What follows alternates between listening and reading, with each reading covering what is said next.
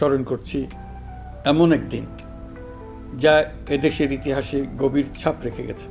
5ই August শুধু একটি বিশেষ দিবস নয়, এটি একটি প্রতিজ্ঞা, গণজাগরণের উপাখ্যান এবং ফ্যাসিবাদী শাসন থেকে জাতির পুনর্জন্মের দিন।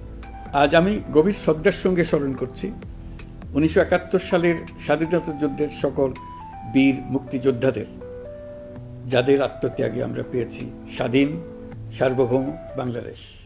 1971 সালে সাম্য, মানবিক মর্যাদা ও সামাজিক ন্যায় বিচার প্রতিষ্ঠার লক্ষ্যে এদেশের জনগণ সশস্ত্র মুক্তিযুদ্ধে অংশগ্রহণ করেছে। লাখো প্রাণের বিনিময়ে একটি স্বাধীন রাষ্ট্র প্রতিষ্ঠা হয়েছিল। কিন্তু স্বাধীনতার অর্ধ শতাব্দী পরেও এদেশের মানুষ সুবিচার ও গণতন্ত্র থেকে বঞ্চিত হয়েছে, বৈষম্যের শিকার হয়েছে। 2024 সালের উত্তাল জুলাই ছিল বাংলাদেশের ইতিহাসে এক সংকটময় অধ্যায়, 16 বছরের পুঞ্জীভূত ক্ষোভের বহিঃপ্রকাশ। এদেশের এই বিপুল সংখ্যক তরুণরা 16 বছর ধরে ক্রমাগত হতাশায় নিমজ্জিত ছিল। ভালো ফলাফল করেও চাকরির জন্য ক্ষমতাসীনদের দুয়ারে দুয়ারে ঘুরেছে। চাকুরিকে ঘিরে তৈরি হয়েছিল দুর্নীতি, স্বজনপ্রীতি আর তদবির বাণিজ্য। যে তরুণ ঘুষ দিতে পারেনি, এলাকার মাফিয়াদের সঙ্গে সখ্য গড়ে তুলতে পারেনি, তার চাকরি হয়নি।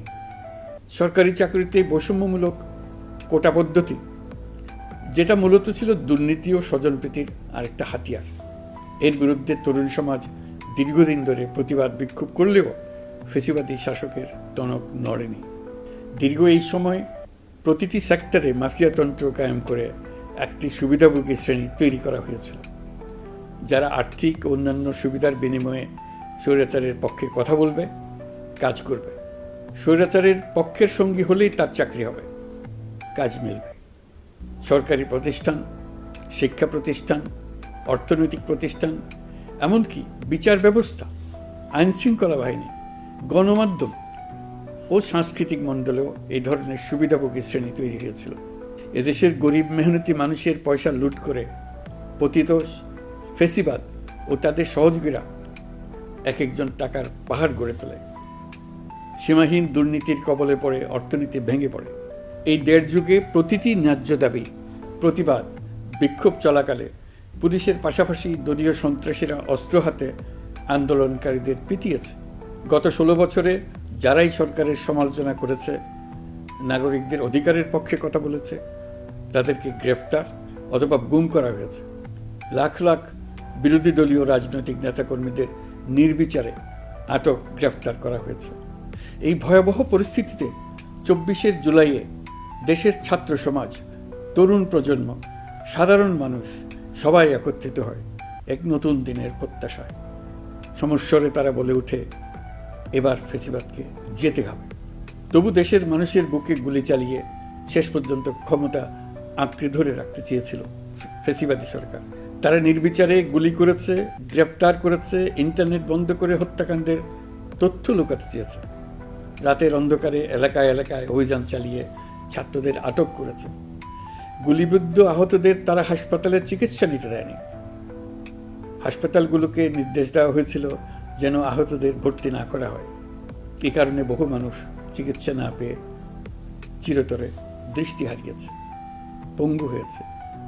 আজ জুলাই গণ অভ্যুত্থান দিবসে আমি জাতির সূর্য সন্তান জুলাই শহীদদের গভীর শ্রদ্ধার সঙ্গে স্মরণ করছি, তাদের আত্মার মাগফিরাত কামনা করছি।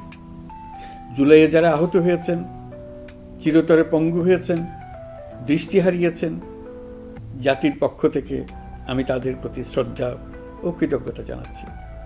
এই জাতি আপনাদের কাছে চিরকৃতজ্ঞ থাকবে।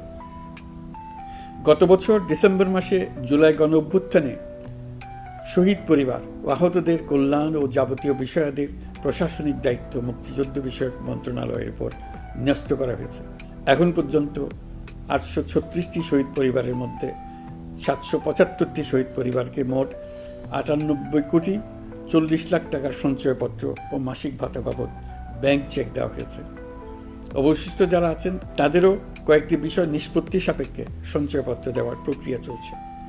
এর পাশাপাশি আহত 13,800 জন জুলাই যুদ্ধকে 3টি ক্যাটাগরিতে নগদ টাকা ও চেক বাবদ মোট 153 কোটি 4 লাখ টাকা প্রদান করা হয়েছে।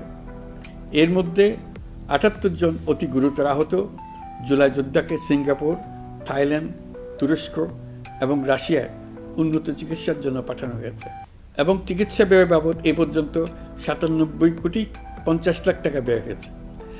জেলা উপজেলা পর্যায়ে সকল সরকারি হাসপাতাল বা ক্লিনিক বা স্বাস্থ্যকেন্দ্র, মেডিকেল কলেজ হাসপাতাল এবং সরকার কর্তৃক নির্ধারিত বিশেষায়িত হাসপাতালগুলোতে সকল শ্রেণীর আহত জুলাই যোদ্ধাদের অগ্রাধিকার ভিত্তিতে বিনামূল্যে চিকিৎসা সেবা দেওয়ার সিদ্ধান্ত হয়েছে। সরকারের পক্ষ থেকে জুলাই শহীদ ও আহতদের জন্য আরও নানা উদ্যোগ নেওয়া হচ্ছে।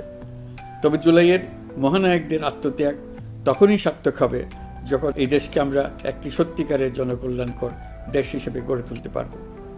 আজ আমরা কেবল অতীত স্মরণ করতে আসিনি, আমরা একটি শপথ গ্রহণ করতে এসেছি।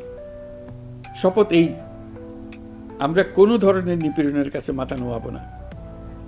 আমরা প্রতিষ্ঠা করব একটা জবাবদিহিমূলক, মানবিক, গণতান্ত্রিক এবং বৈষম্যহীন রাষ্ট্র, এমন রাষ্ট্র যা সবসময় জনকল্যাণে কাজ করবে। জুলাই শহীদদের আত্মত্যাগ আমরা বৃথা যেতে দেব না। তাদের আত্মত্যাগই হবে আমাদের পথ চলার প্রেরণা, তাদের স্বপ্নই হবে আমাদের আগামী বাংলাদেশের নির্মাণ রেখা। আজকের এই দিনে এটাই হোক আমাদের শপথ। মহান আল্লাহ আমাদের সহায় হন। আল্লাহ হাফিজ।